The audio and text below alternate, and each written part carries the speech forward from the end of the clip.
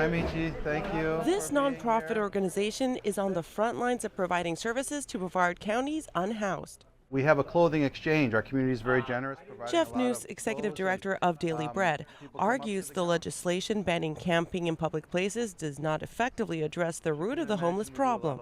Are we really going to address that problem? Because we know what the solution is to people sleeping outside, is to provide more places for them to sleep inside.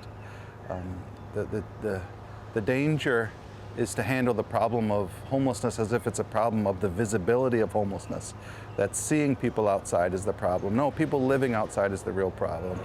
Part of the legislation signed by Governor DeSantis last year allows counties and municipalities to designate areas for up to a year for public camping, provided there aren't enough beds in homeless shelters. Amber Carroll from the Brevard Homeless Coalition says the county lacks drop-in facilities where people can find a place to stay overnight on short notice.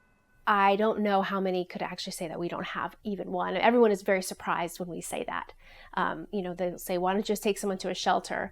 But we can't do that because they don't exist. In 2024 point-in-time count, the Brevard Homeless Coalition found more than 1,100 people experiencing homelessness in the county on a single night.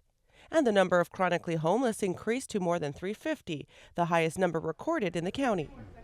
Amber Carroll says rent increases, rising food costs, unemployment, and an aging population have created a perfect storm.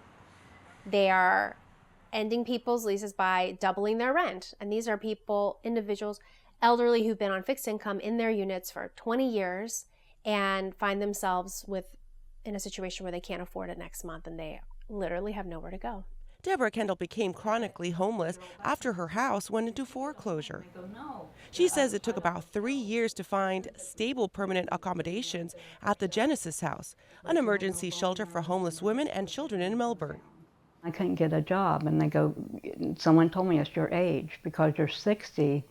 Since I turned 60, they said they don't want to hire you. They'd rather hire a younger person than hire you. And my income, what I made on Social Security, wasn't enough to really pay for an apartment. Municipalities in Brevard and throughout the region are now trying to come up with strategies for how to enforce Florida's ban on camping in public places, including adding emergency shelters and transportation services for the unhoused. But some homeless advocates say they fear the legislation will result in criminalizing homelessness, while doing little to solve the underlying problem. So this is a place where people can come during the day, come for a meal and other resources.